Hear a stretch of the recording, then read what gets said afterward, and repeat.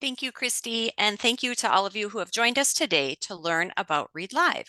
I appreciate you taking time out of what I remember being a very busy time in the life of a teacher. I bet lots of you are in benchmarking season right now. So we're going to spend the next 30 minutes learning about Read Live. Just a second here, I lost connection for a minute. There we go. Okay, so we're going to spend the next 30 minutes learning about Read Live, and what we're going to learn about are the 4 programs that make up the Read Live suite of interventions.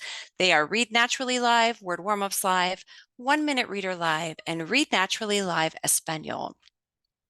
The Read Live platform, like I said, contains those 4 programs. It consists of comprehensive, research-based reading interventions, all developed by Read Naturally, and they are used in thousands of schools. Our programs in Read Live allow you to easily differentiate instruction for an RTI or MTSS format or model, and they can be used anywhere because they are cloud-based, both in the classroom and for remote learning. Today, I'm going to share with you a strategy that will help your students improve their fluency, their comprehension, and their vocabulary. But as we talk, I really want you to keep in mind that there's much more to a reading development than just fluency, and the strategy that you're going to see today is not a total reading program. This strategy is something that should be used as one part of a structured literacy program that also includes grade level instruction in phonemic awareness, phonics, vocabulary, and comprehension. So let's dive into fluency. What exactly is fluency? Well, we know that fluent readers are those who read orally with appropriate speed, accuracy, and proper expression. And non-fluent readers are those students who will struggle in at least one of those aspects of reading. So why do we want to focus on fluency? Well, for years, educators have recognized, right, fluency is an important aspect of reading. And reading researchers agree. For over 30 years, there's over 30 years of research showing that fluency is one of the critical building blocks of reading because fluency development is directly related to comprehension. How directly it's related, you can see on the screen right now. We have the results of a study by Fuchs, and Maxwell, which was done on special education students. It shows how oral reading fluency correlates highly with reading comprehension. To interpret this type of correlation data, a perfect match would be 1.0. And as you can see, oral recall and retelling, filling in the blank, answering questions are all very highly correlated because they are above 0.6. That indicates that strong correlation. However, let's look at oral reading fluency. You can see it has the strongest correlation with a 0.91. Dr. Samuels, who is a professor and researcher well known for his work in fluency, put forth a theory, and it's a theory called the automaticity theory. And I remember when I first learned about this, it made so much sense for me and for the students that I was teaching. According to Dr. Samuels, people have a limited amount of mental energy, and if you want to multitask or become proficient at a task that is as complex as reading, you first need to master those component tasks so you can do them automatically.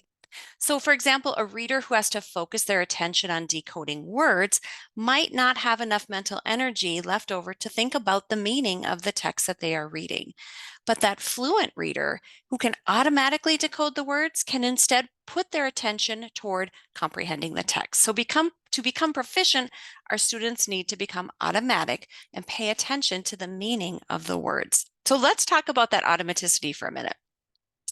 I'm going to assume that those of us here today are all automatic readers. But to illustrate just how automatic we are, I'm just going to give you about 5 seconds to read these words aloud. So starting at the top, ready, begin.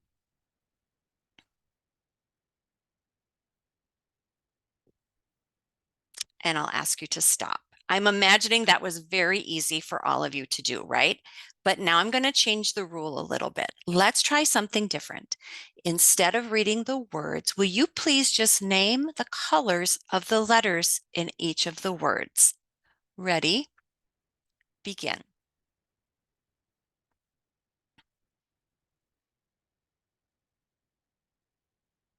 And you can stop. If you're like me, you found that second task much more difficult. It's difficult to name the colors because you're already automatic with those words. So you can't stop reading the words even when you're making an effort not to read them. Because you're automatic readers, you can put your mental energy into the meaning. And consequently, while you read, you're able to do those important things like comparing characters and making predictions and changing your prediction when you get new information. And that is what we want all of our students to be able to do. So let's jump back into what a non-fluent reader is. How do we know who needs a reading intervention related to fluency? Well, if I asked you all to picture a non-fluent reader, you could probably think of a specific student. I'd like you to take a minute to imagine what that student sounds like when they're reading. You would likely tell me that they read, slowly, they're uncertain about those high frequency words. They tend to read word for word, ignoring some of the punctuation, and typically making a lot of readers. Now, all readers do not read this way, right? So if a student's already reading fluently, they're comprehending the text, they don't likely need a supplemental reading intervention program. But for your developing readers or your students who struggle with fluency, a supplemental reading program like Read Live can truly benefit them. So how do we identify who needs this intervention? Well, it's easy because we can listen to each student read, right? You know what they sound like. So you could probably identify right now students that you know are non-fluent. But another way, and an important thing you want to do, is consider some research about reading rates in order to be more precise to determine who exactly needs this reading intervention. I imagine all of you have seen an oral reading fluency norms table. The table that we're presenting today is the Hasbrook and Tyndall table, which can be used to help you find out who's going to need some extra help. This table shows the reading development of typical students across the United States. It's based on the work of Jan Hasbrook and Gerald Tyndall, and they've combined data on thousands of students from across the country to create the norms that you see. Now, this slide shows the oral reading fluency norms for students in grades 1 through 6. They do have a table that goes up through 8th grade, but what we found was, or what they found was, after 6th grade, typically 50th percentile students level out right around that 150 words per minute. It is not the specific number that is most important, okay? It is the trends that you see. So let's dig in and look at a 3rd grader. A 3rd grader in the fall who's reading in the 50th percentile is going to read about 83 words correct per minute. And as you look across the row, you'll see that their scores continue to go up. In fact, if you look at all of the grade levels, you'll notice that all of the scores go up because they increase from throughout the year, from fall to winter and winter to spring. But as we dig in more to that 3rd grade again, let's consider what happens to a 3rd grade student with average fluency rates above the 50th percentile compared with those who are averaging below the 50th percentile. A fairly proficient 3rd grade student might have an average fluency rate of about 104 words in the fall, and they're going to progress to 139 by spring. Where that 3rd grader who comes in at the 25th percentile is only going to be coming in the fall reading 59 words correct per minute and getting to 91 by spring. Now, do you see what the problem is here? Both students have made growth, right? We want to honor that. But by the end of the year, that struggling reader is still far below where the proficient reader was at the beginning of the year. Now, if we go back to our table, I'd like you to notice too that ceiling beyond which we can't reasonably expect students to perform.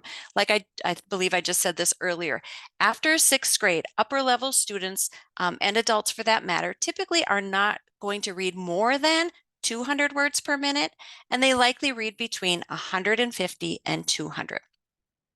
Your students will likely need a fluency building intervention that supports comprehension and vocabulary, as well as possibly further diagnosing any other reading gaps that they might have if they're scoring 10 or more words below the 50th percentile, using the average score from 2 or 3 unpracticed readings in grade level material, okay?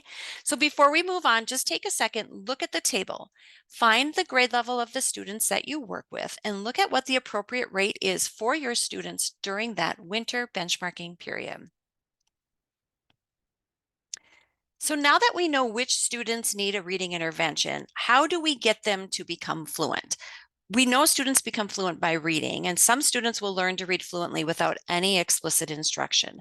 but for others, fluency doesn't develop in the course of a normal classroom experience. There's research analyzed by the National Reading Panel, and it suggests that if you just encourage your students to read, that's not the most effective way to improve their achievement. Because too often we know what those at-risk students do, right?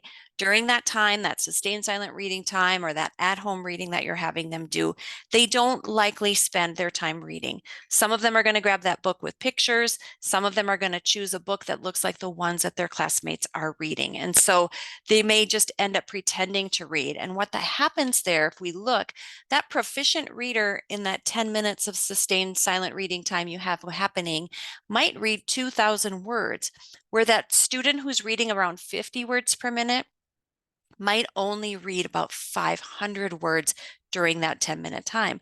So while they're getting that equal practice time, it's not equal practice because of that difference between the number of words read. So what can we do? Well, we know these students need to read more, and just asking them to read more on their own doesn't work. The National Reading Panel concluded there is a more effective course of action for us to take. We need to explicitly teach developing readers how to read fluently, step by step. So how do we do this? Well, the panel found data supporting strategies that improve fluency, comprehension, and reading achievement. And the first strategy is teacher modeling. Teacher modeling looks like teacher-assisted reading, peer-assisted reading, and audio-assisted reading. But notice, teacher modeling is more than just listening to somebody else read. You and I could listen to a concert pianist play, but that doesn't mean we are going to then become a concert pianist. Students need to be actively involved in the process 100% of the time in a multisensory way. Teacher modeling works because it teaches that word recognition in a meaningful context, it demonstrates that correct phrasing, and it gives students practice tracking across the page. Now, who is this appropriate for, this modeling or this strategy? Teacher modeling can benefit children once they know at least 50 sight words and they have a good sense of those beginning sounds. The second strategy shown to be significantly important to building fluency is repeated reading, okay? And repeated reading simply involves reading the same material multiple times to build accuracy and expression, okay? Repeated reading leads to not only faster reading of passages, students tend to understand what they are reading better, and then they're able to read subsequent passages better as a result of that repeated reading. So that learning plays over. And the reason for this is because repeated reading is simply a form of mastery learning.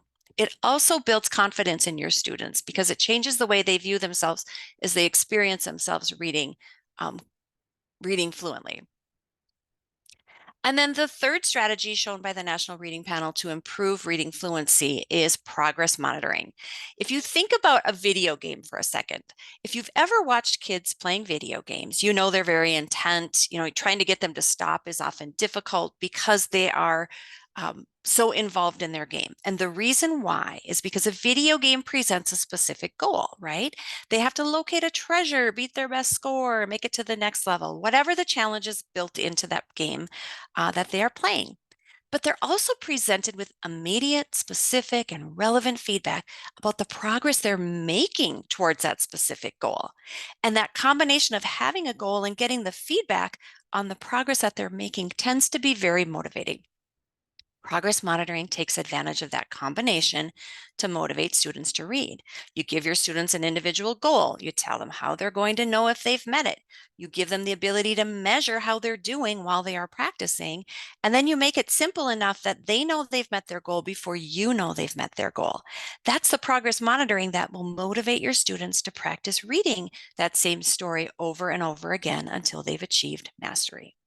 So these three strategies, teacher modeling, repeated reading, and progress monitoring, can all be incorporated today, right, in whatever you're doing in your reading program. And that will make a positive difference in how well your students are reading.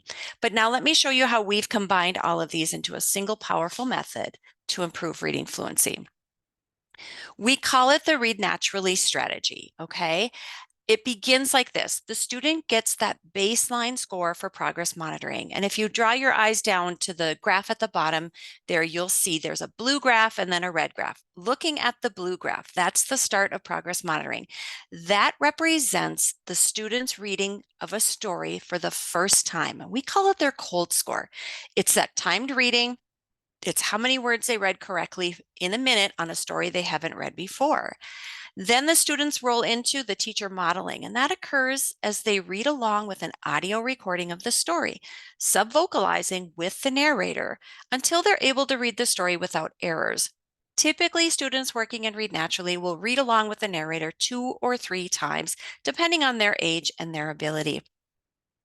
Once they've completed their teacher modeling and they've read aloud with the narrator, the student then moves to the repeated reading step, okay? This is when they repeatedly time themselves, so they're getting that progress monitoring feedback, using their scores, checking their progress, until they can read at the goal rate that has been set by the teacher for them. Once they reach their goal rate, they'll go do the important step of answering comprehension questions, and then they'll continue practicing while they're waiting for their teacher to join them. The teacher will come on over when they know that the student is ready, and they'll listen to the student read what we now call the hot read. And students who read with expression at their goal rate, 3 or fewer errors, answer the comprehension questions correctly, passes the story. That hot score, if you go back down to that graph, is graphed in red, giving the student that visual feedback on how much improvement was made as they worked on the story over time. And over time, as students complete more and more stories, they'll start to see that gradual improvement in both their cold and their hot scores. Combining these 3 strategies in this way can have dramatic results for your developing and your struggling readers.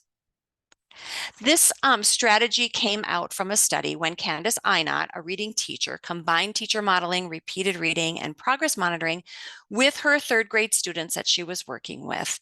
The beginning of the study, she worked with special education students using this strategy. Typically, according to the Hasbrook and Tyndall norms, 3rd graders will make an average weekly gain of 0.8 to 1.2 words correct per minute each week. And you'll notice that her students made gains of 2.35.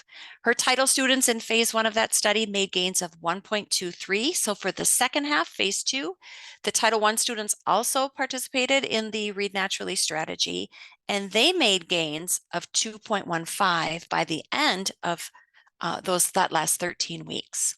This study shows the growth that can be made by implementing these strategies, as well as our other studies on our website, specifically looking at the Read Naturally strategy and showing the effectiveness of that. So let's get back to Read Live for a minute. I'm going to talk to you now specifically about the programs that are a part of Read Live that all incorporate the Read Naturally strategy. Like I said, we've got Read Naturally Live, Word Warm-Ups Live, 1 Minute Reader Live, and Read Naturally Live Español. First, we'll talk about Read Naturally Live. Read Naturally Live is our flagship program that focuses on fluency and phonics. Students benefit from additional support in vocabulary, spelling, and comprehension as they work through those audio-supported steps to read stories accurately and fluently, and then they demonstrate their understanding by answering their questions. There are many benefits to students that participate. They not only build their fluency and motivation as they read short nonfiction passages, their accuracy increases, their expression is modeled for them with that audio support. Their comprehension and vocabulary becomes stronger. They develop that automaticity and decoding. They work independently most of the time, but remember there are those key teacher touch points at that cold read and hot reading time where they're working with the teacher, and they experience that success and that improved attitude towards reading. And again, if you look down at the graph, you'll see an example of now a student who's probably completed 10 or 12 stories and how their scores are gradually improving. There's a lot of content available in Read Naturally Live. We have 3 series, a sequence series, a phonics series, and an idiom series. There are 13 different reading levels. It is appropriate for those who have a reading skill level anywhere between 1st through 8th grade, and an intervention range. This can be used with beginning readers through adults. It's recommended if you have students needing Read Naturally Live that they do this 3 to 5 sessions a week, 30 to 45 minutes for each session. The steps they complete, there are 9 steps to read naturally live, but before they can begin, they need to be placed. And so we have a placement process that there's 2 different ways you can do it. There's teacher assisted placement where the teacher sits with the students and they work through the assessments together within the program, and they place the students level, series, and goal. And we also have automatic student led placement where the student will read into a microphone via their headphone set, and the program will then make a suggested level, series, and goal for them to begin working on. After that, they can begin working by selecting their story. They learn key vocabulary words. They make predictions, which starts that important comprehension work. They do that cold timing to begin working the progress monitoring stuff. They read along. There's the teacher modeling. They practice. There's the repeated reading. They take a quiz where they answer comprehension questions. They can retell a story that again works on comprehension, or if they're in a phonics series, they'll practice a word list with the featured sounds that they are learning, and then they pass the story. We also have a feature called Data Mentor. So after students have passed a number of stories, Data Mentor will look at their performance and how well they are doing and make suggestions for the teacher if they wanted to, if the program decides that they should suggest possibly a new level, a new goal. Okay, for example, a student may complete 6 stories and they've consistently beat their goal by 10 words or more. Data Mentor might come in and suggest that you raise the goal for that specific student. Our second program is called Word Warmups Live, and this is our phonics-based program. Students benefit from working in Word Warmups Live as they focus on phonics, fluency, spelling, and phonemic awareness. They again work through audio-supported phonics lessons, and they build that automaticity in decoding. Word Warmups Live is great for students to help them improve their word recognition, use word patterns to decode rapidly, they decode increasingly difficult phonetically regular words.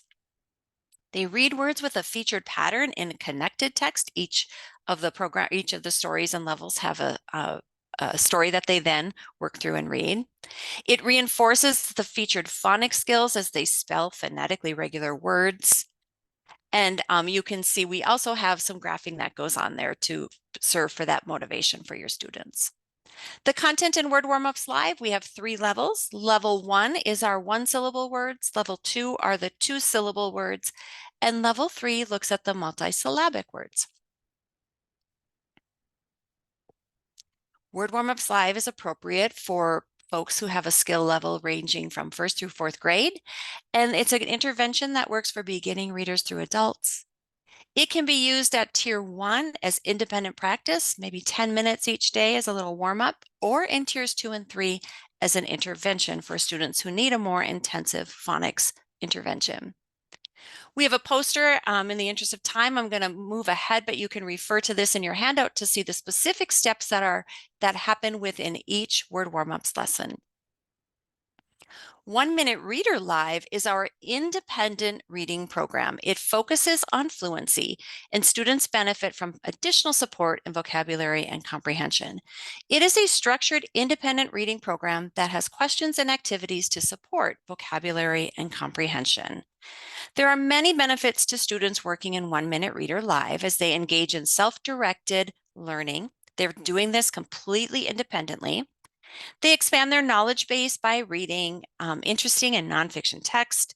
There's audio support that helps them learn new words, improve their expression. They develop their fluency, vocabulary, and comprehension skills. And as students experience success, again, their attitude towards reading improves. And once again, if you look down on the screen, you will see that motivating progress monitoring graph that they will see the gains and the growth that they are making. They gain confidence as they work through this program. There are 6 reading levels in 1 Minute Reader Live, early 1st grade through mid 5th grade. There are 8 books at every level, and every book contains 5 nonfiction stories. 1 Minute Reader Live is appropriate for those skill levels of 1st through 5th grade again, and beginning readers through adults. And it's appropriate for readers of all ages who would benefit from structured, independent reading. This was great to use, during that sustained silent reading time in your classroom if you have that. It provides independent reading practice for students who are already working in Read Naturally Live. It's great for those students who are about to graduate from Read Naturally Live and you want them to try out some more independent reading. And it's also great to use during that time as you're placing your students in the Read Naturally Live program. It can also be used, as I said, during that structured reading time, independent reading time, but also at home and during the summer. So you can send that information home to families and students can do that independent reading time at home. In your handout, you'll see a comparison and the differences between Read Naturally Live. One of the key things is the level of teacher involvement required. There's a steps poster as well to show you the different steps that are involved. Finally, I'm going to talk to you about Read Naturally Live Español. Read Naturally Live Español focuses on reading fluently, but in Spanish. Students also benefit from additional Spanish support in Spanish vocabulary and comprehension as they work through audio-supported steps to read each story accurately and fluently. And then they'll demonstrate their understanding by answering questions. Some specifics about this Read Naturally Live Español program is that it builds fluency in Spanish by reading those short nonfiction passages. The full audio support in Spanish helps students increase their accuracy in their expression. They gain comprehension and vocabulary skills in Spanish. They work independently most of the time, but there are those key teacher touch points. And as they experience that success, they get that improved attitude towards reading.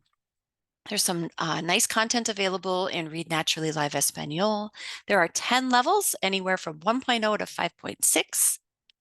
All the content and directions are delivered in Spanish, although English instructions can be accessed. The teachers interact with the students using an English teacher menu, and then the past review screen can be viewed in either English or Spanish. Read Naturally Live Español is appropriate for a skill level of 1st through 5th grade. Beginning readers through adults can benefit from the program. It's good for native Spanish speakers to help them develop their Spanish reading skills. It's good for native Spanish speakers to support their vocabulary and comprehension for reading in English. And it's good for native English speakers or others to learn to read Spanish text fluently as a second language. And just like Read Naturally Live, 3 to 5 sessions per week, 30 to 45 minutes per week works well. There's also a comparison there as you can see the differences between the two programs. And then we have a steps poster that shows you all the different steps that they work through. Again, it's those same 9 steps, it's in Spanish this time. So that was a fast and furious big picture look at the 4 programs that are part of Read Naturally, or are part of Read Live. They include Read Naturally Live, which again was this reading fluency program.